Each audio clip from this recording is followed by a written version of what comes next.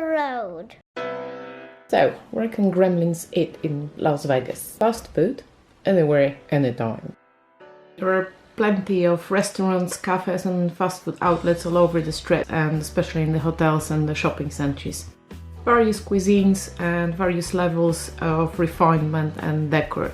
Something for everybody.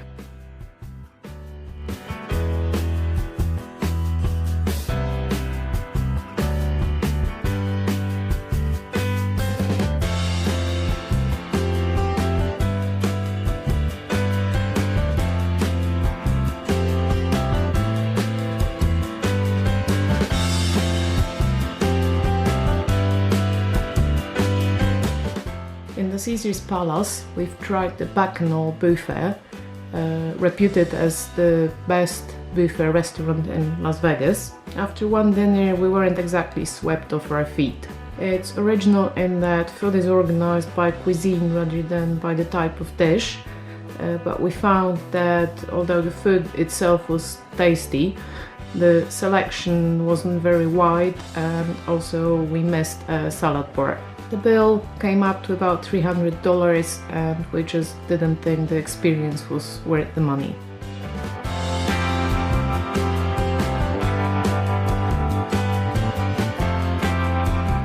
For a quick bite, some hotels will have food courts, Caesar's does.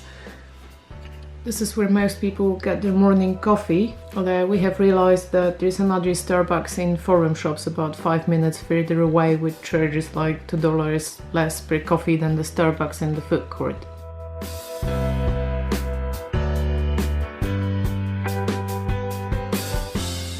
Best breakfast of the trip was an egg and I off the strip in Sahara Avenue.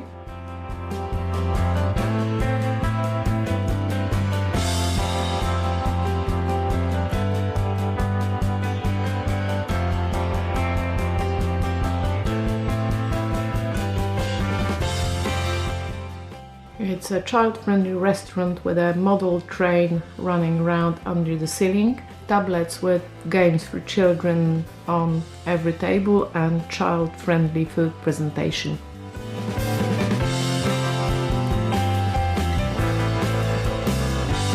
And you've got a nice happy smiley face.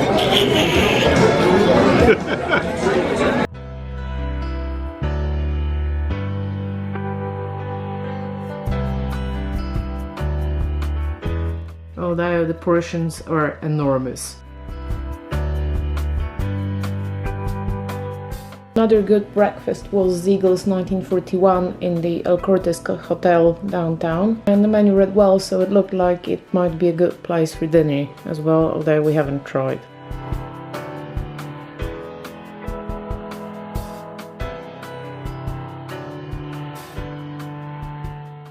We sadly didn't manage to try the Cornerstone grill, which came highly rated on TripAdvisor. The evening that we made it to the Gold Coast Hotel, where it is, which is slightly off the strip.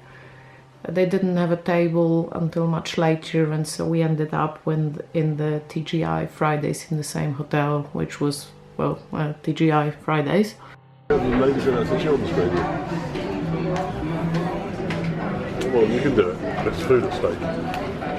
Right, what would you like to eat? I don't know.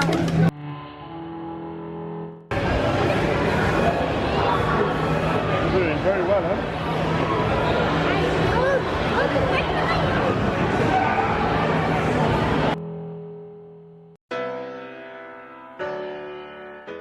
This robotic cocktail bar is in the Magic Mile shopping center just opposite Bellagio and next to Planet Hollywood.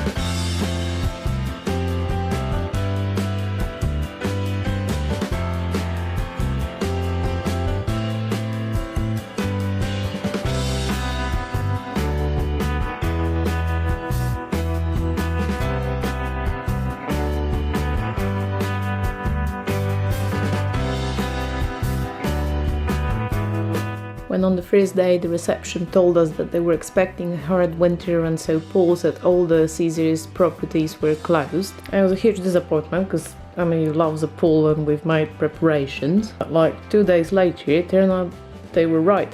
The winter caught up with us.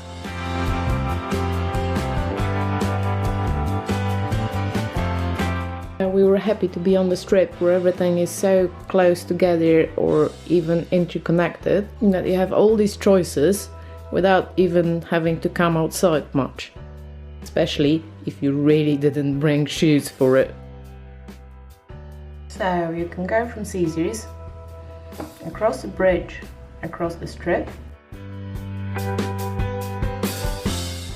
down to Flamingo, which we normally ignore, but this time we wanted to see the gangster Seagull's last investment.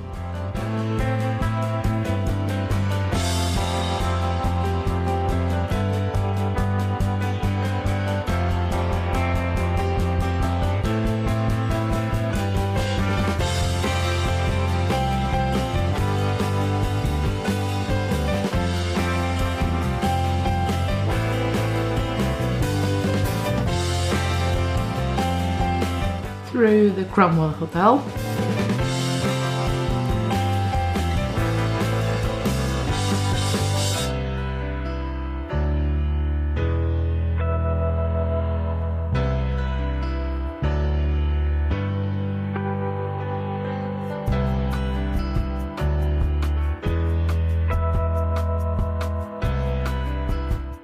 Through Bally's, which must be really uncomfortable with the way they set up their machines and tables because they don't let you film, to Paris.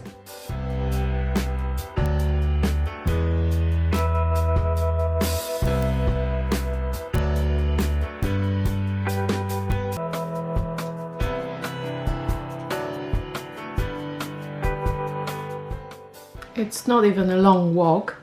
There is this scenography everywhere that Disney wouldn't be ashamed of, so even on a rainy night, after a long day, with a tired gremlin, it's quite easy to do.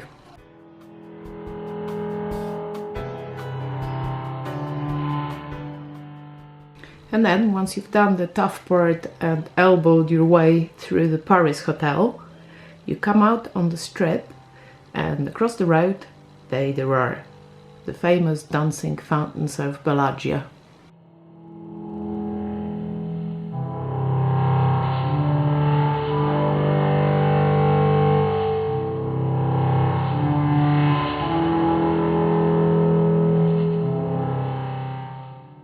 And that takes us to part 3, which is the sights.